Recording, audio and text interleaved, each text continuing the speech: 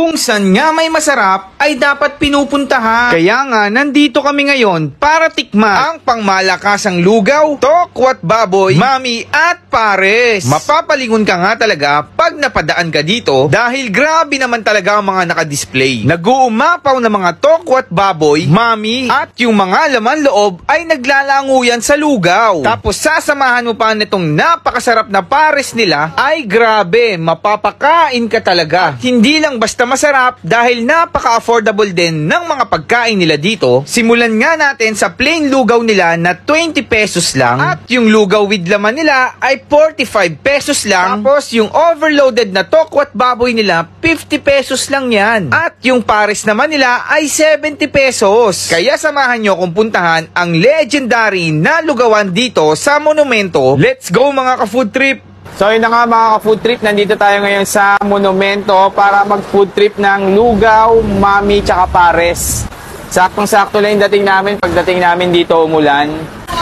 Waste nyo lang yung Mercury Drug Monumento, halos katabi lang na to, tsaka yung BPI. Tapos open sila dito 24 hours everyday, yon. Tapos titikman natin dito yung kanilang mga lugaw. So unahin natin tong kanilang lugaw with laman, yon.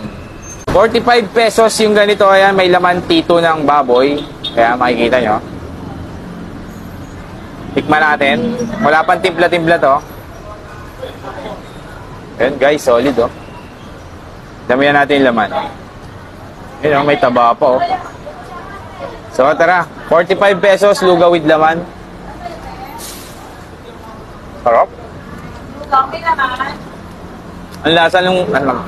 Ang lasa nung lugaw, tapos yung laman niya, ang lambot. Panalo. Tapos yan, meron din silang lugaw, yung plain lang. 20 pesos naman yung ganito.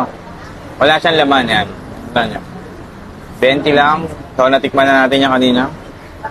Tapos yung kanilang tokwat baboy. Ayan. Guys. Ayan, nilalagyan na itong suka. Ayan, 50 pesos naman yung ganito.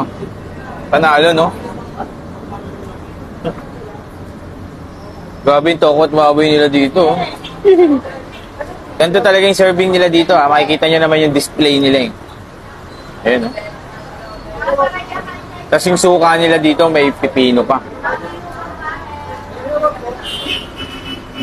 Oh,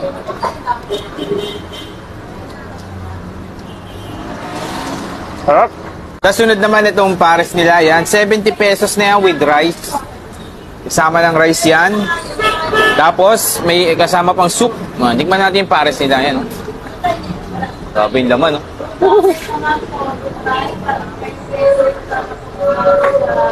Sarap. Parang pares retiro style, yan. Tapos yung soup nila.